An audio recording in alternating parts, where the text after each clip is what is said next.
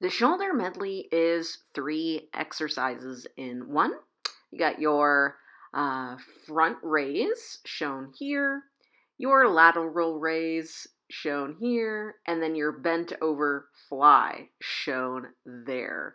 So this is intended to create a big burn in those shoulder muscles and working on a full range of that whole shoulder muscle so that everything is engaged. The goal here is to grab a resistance band that is appropriate for you. You can even do this with hand weights also. And what you're aiming for is to, with your front shoulder raise, you really just want to get to level with the shoulder. So, your hands are 90-degree angles from the ground. And then same thing when you do your lateral raise and then with your bent fly, there's really no need to go above 90 in this exercise.